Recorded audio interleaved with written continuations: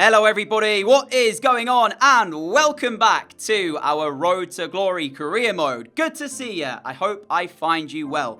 Coming up in today's video, we have got 5 games to show you. We make our Champions League debut and we finish off the rest of the summer transfer window. As of right now, I have no plans on any more signings, but if we let a couple of players go today, then maybe that will change. We'll have to wait and see. We've got Bournemouth as the first game of today away at the Vitality Stadium as part of a 3-game post-com triple header, I guess you could say. And then we've got live games later on against Manchester United and against FC Basel. So sit back, relax, and hopefully enjoy. We started our title defence in the last video facing Spurs in the season opener, falling to a 3-2 defeat. So in search of our first points of the new season, and we started this game off very well. Todibo putting us 1-0 in front with a fantastic header from a corner, and then 1 became 2 when Solano was found by Bardi, the fake shot to pull him into the penalty area, and then he fired home at the near post, as you'd expect from somebody as good as him up front. So 2-0 up, half an hour in, cruising in the game, and into the second half, very much of the same. We started to put together some incredible passing moves. Kovalenko here through to St. Maximin. He lays this on a plate to Solano for his second of the game. Half an hour still to play. Solano in search of his hat-trick. We were playing some of the best football we've probably played for quite some time. And I say that as we've just come off the back of winning the league. So that shows you how good we were in this game. We gave absolutely nothing the way of Bournemouth, not even allowed them, I don't think, a single shot. And when they did get into areas where they might have been able to create something, we quickly shut it down. So this right here, quick 1-2 for Solano's hat-trick. I'd say just clinical finishing again. I was very happy with this first game. So 3 points. Yes, we're only 2 games in, so, you know, I'm making out like it's been the worst start to the season or whatever. But no, it hasn't, of course. It's still only 2 games in, so, and a 4-0 win to pick up our 3 points is a good way to start the day. Let's see if we can carry this form into this game against Arsenal at the New Lawn. I looked at their team and actually said it was probably a little bit stronger than what we've seen from them in the past. So I wasn't as confident heading into this game. There it is for you on the screen. They've got some real good talent in their ranks and a pretty solid defence as well. So I was heading into this knowing that we probably needed to pick up the first goal just to kind of squash any chances of an Arsenal kind of domination, if you will, and, you know, calm any nerves that we might have had heading into the game. So Bardi putting us 1-0 up inside the first 20 minutes was a very good sight to see. But then we didn't really play as well as we did up against Bournemouth because we allowed Arsenal the chances to potentially get back into this game. The first one here, an incredible block by Aya, but then Kovalenko, a rare mistake from him. Samasaku had the shot, and Henderson picks this one out of the sky. What a save from our number 1. And as I show you on this replay, you can appreciate how good this actually was with his left hand. But Leno said, anything you can do, Henderson, I can do better. As Bardi, some good footwork, played it through to Solano. Surely thought he'd scored to make it 2-0 and give us the points. Leno matched it, though, with a left hand of his own to make the stop. And we had a corner, but nothing ended up coming of that. So, yeah, rather frustrating. Even more so when with 7 minutes to play, Anthony Martial managed to get past Dest on the left-hand side, lifts the ball to the back post, and there was Nicolas Pepe to make it 1-1.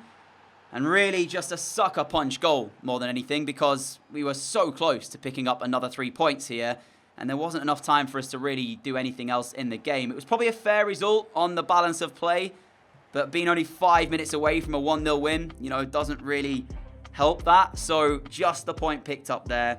No complaints though from me because it was a fair result, like I said. So we then had a game against Bournemouth in the cup. Decided to sim it 4-0 again. Solano, another hat-trick, as he does, right? He just loves scoring against Bournemouth, it seems, today.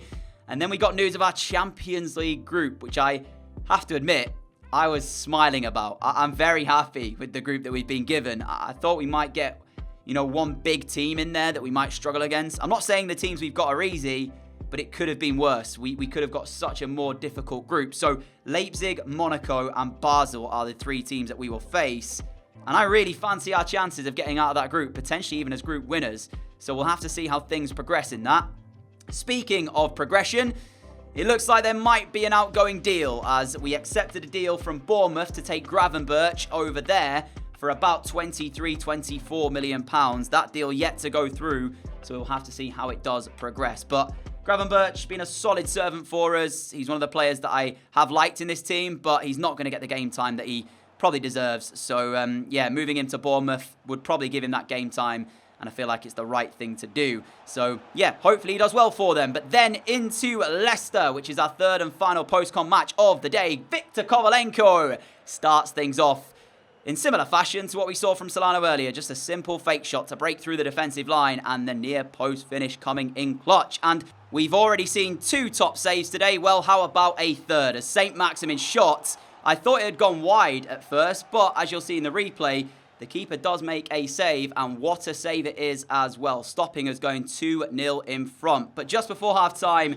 we did find our second goal. Excellent work by Alan St. Maximin down the right-hand side.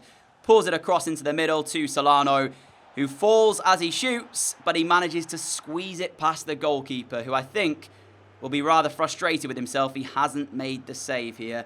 Because that, for me, should have been saved. Leicester, in need of some inspiration, they did get some from a free kick a bit later on in the game. And speaking of goalkeeper frustrations, yeah, Henderson will probably be chuckling to himself a bit later on about this one. The free kick onto the post, it hits him in the face, I believe, and ends up going in. I don't know who got the credit for this, whether or not it was Orsolini for the free kick or Henderson for an own goal. But anyway, Henderson will be laughing about that one a bit later on. In the end, it meant that it was 2-1, and that was the way the game finished. So, 2 wins and a draw from our opening 3 Premier League fixtures. Not the worst results in the world, but I would have loved to have held on to that 1-0 win against Arsenal to make it 9 from 9. And I was looking for maybe a replacement for Gravenberch, as he is to leave. Sandro Tonali for Palace is playing in the Championship. He's valued at 40 million. I threw a cheeky £20 million bid in for him there. Instantly rejected. I knew it would be. I just wanted to try and see if we could maybe make a deal happen. Now, going into FIFA 21, hopefully this is something they might change. You know, if Tonali's playing in the Championship at the rating of 85, surely he'd want to leave. And we would have been able to make a deal happen for cheaper than his probably market value. But not to be in this case. And there is the confirmation that Gravenberch has in fact joined Bournemouth. There was also a deal after the transfer window had shut. Jose Perez is going to be leaving the club, it looks like, as there was a deal to take him to, I believe, Bilbao. So the window being shut means that that deal will not go through until January. So we still have him here for the next 6 months or so. And that leads us nicely into our first live game of the day up against Manchester United. Enjoy it.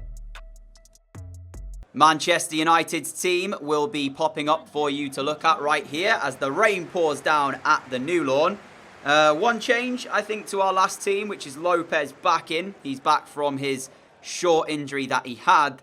But other than that, I believe it is the same starting 11 that we named in our last game against Leicester as Solano gets things underway here.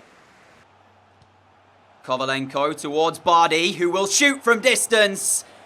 And it's a save from the Manchester United goalkeeper, Areola. And I will say, so far, we're still really not seeing much in the attacking sense from both teams.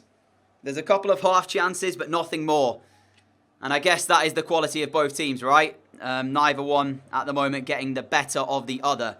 Kovalenko with a corner. Let's see if we can make something happen from this. There's the delivery in towards the box. United head it away only as far as St. Maximin. Now Bardi towards Rice, but we are over the time here of the added time of the first half, and we're still in possession. So, provided we don't play this backwards like I just did, we might have been able to create something. But there is half-time, and I feel like this is looking like it's going to be a draw here, unless for a bit of quality. 24 minutes left of this game as Vargas plays the ball forward to Solano, trying to work his way into the penalty area. He's done just that! Big save, and the rebound won't go in as Viktor Kovalenko had to put more power behind that if he wanted to score. Almost seemingly as one possession back here for Manchester United as well. It was a poor effort in the end by Kovalenko. A great save initially from Solano's first effort. And look at this from Gelson Martins as he goes down the right-hand side. Dean Henderson hasn't got it. What? Shalov's just scored. Manchester United lead. How did that go through? I thought Henderson had caught it. I thought he had possession. And it slips through. Shalov can't believe his luck. as the goal was just open. I mean, I don't know how it managed to get through Henderson. Does he just not claim it? I mean, I have to see it again in a moment. I'll check out the instant replay. Fedor Shalov will not score an easier goal all season. Said it'd take a moment of quality to break the deadlock here. It hasn't. It's taken a moment of luck instead. 5th goal of the season for Shalov. Moments before that, we could have been leading through Kovalenko. Cleared off the line. I've got to see this again. So as the ball comes in, Henderson comes out to try and meet it. He palms it out. I thought he was trying to catch it, but no, he palms it out. It hits Ayer in the shin, and then he's jumping to try and avoid Henderson. In doing so, he's knocked it through, falls over, and Shalov just finishes it off. I mean, how unlucky can we get? We've still got about 14 minutes left, though, to try and find something in this game. Into added time we go. That is a great tackle coming in from Bardi. And now Lopez finds the feet of Kovalenko. We have 2 minutes to try and create a last chance in the game as Kovalenko carries forward. There was no run from any of our players. And our very shaky start to the season continues. This is not how you go about trying to defend a Premier League title. I mean, let's face it. We've already won the Premier League. It's not like we need to do it again. But these performances don't fill us with a lot of hope heading into the Champions League, of which we make our debut in our very next game as we face Basel. I'm not going to get too worried about it, though, because we're still, very early days, and it's just Champions League qualification we need to focus on for the Premier League. Jose Perez will be leaving the club in the next transfer window. He has agreed a deal with Sevilla. We will get £16 million for the transfer, and the board have given us £12 million of that to spend. We've also got an offer here for Adara, who is one of the free agents that we picked up last season. Yeah, he's probably quite good in terms of potential, but as I'm not sure we're going to be here much longer in the series, I don't think I'll be keeping hold of him, so I might accept this because it'll give us enough to be able to bring in one big player in the next transfer window. We'll have about £50 million to spend, so I'll go ahead and accept that. We've now got Basel, and I'm actually going to be naming a couple of changes here. So Lopez, I'm actually going to put on the bench because since his return, he's been a little bit underwhelming. So Vargas will go in at left wing. De La Vega maybe? No, we won't start him, but he's an option off the bench. And looking elsewhere, is there any other changes we really want to make? I'm not sure there is. So I guess the major talking point here is no Lopez in the starting 11, but he is available should we need him from the substitutes. It's our Champions League debut, and yeah, let's just get into this.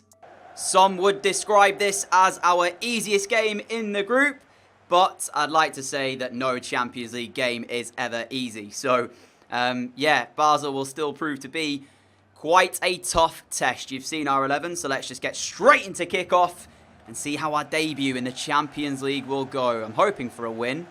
We are away from home, though, so, yeah, that could play a part. Here is Victor Kovalenko through towards the on-running Christian Solano, and on his left is Bardi, surely. I mean, these are the chances we've got to finish. Like, how just weak was that shot? It's like we're so calm in front of goal, we think we've already scored. Bardi should be scoring that every single day of the week. We work it so well, and it just lacks the power we need. Honestly, we can't be passing up opportunities like this. Here is Rice. Does just enough to keep hold of the ball here. And now back towards Declan Rice we go. He can drive in towards the penalty area. The shot comes in from him. And it's straight into the hands of the goalkeeper. At the moment, though, Basel under real pressure here. And here goes Vargas. A little bit of space for him to work with. And he puts it wide. It was on the right foot instead of his left, as there is a yellow card as well for Christopher Ayer for an earlier challenge. It was the right decision from the referee. Just took one of the Basel players out. So, yeah, fair enough for that. But we've wasted another chance. This time it's Vargas putting it wide. And that's a nice ball through towards Solano. Will we finally score from this one? Solano might just take matters into his own hands, and he does.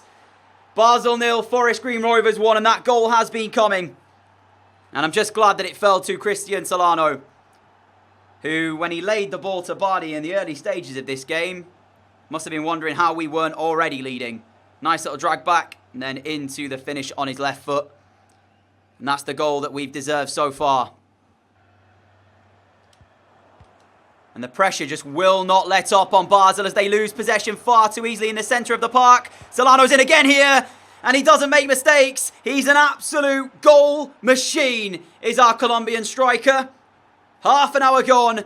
Basel made to pay for their mistake. It's 2-0 and surely our first victory in the Champions League coming with it as the boys celebrate. And I want to show you this again because they lose it in the middle of the park. Unfortunately, we won't see it on this replay. I'll be sure to leave it in on the editing side. They lost it straight from kickoff pretty much. Bardi's ball through. Solano had all the space in the world to play with. And that's what he does best. Kovalenko, lovely footwork. And now the ball through to Bardi, who's surely to finish this time. No mistake on this one from Enis Bardi. 3-0 up in the game just after the 50th minute mark. Basel making mistakes that, simply put, you do not get away with in the Champions League. Lovely footwork, though, by Kovalenko. And that's what you love to see. Two midfielders linking up, making the run through. Here is Vargas as we have 30 seconds left, trying to take it round the defender, but that is full time then. All in all, a comfortable win for us in our first Champions League game. We had an answer to pretty much everything that Basel threw our way while scoring ourselves too. Solano just doing what Solano does more than anything. And yeah, happy with that win. It means that we, I think, are top of the group, even after one game in the group stages. But we'll check out all that and the league table in the Premier League before we sign off today. So let's have a quick look at it. I mentioned our shaky start to the season. Well, we are in 9th place at the moment after the first 5 games. 2 wins, 1 draw, 2 defeats, 7 points picked up.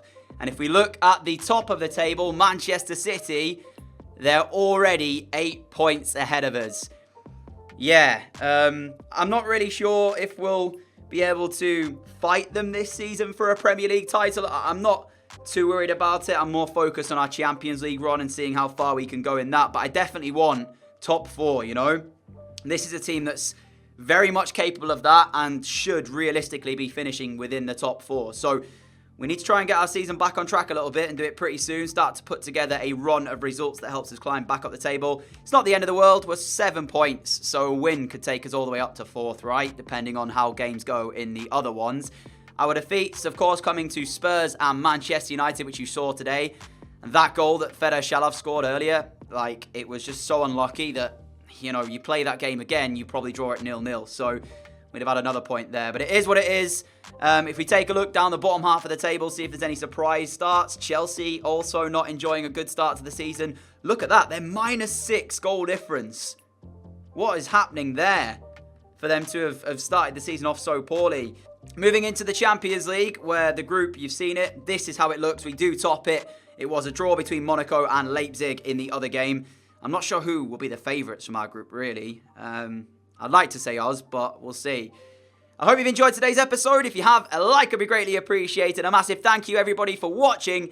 Until next time, stay safe. Have a great day. Have a great evening. If you are new around here and like what you see, hit that subscribe button down below to help me get one step closer to 100,000 subscribers. And I will see you all again with another video very soon. Adios.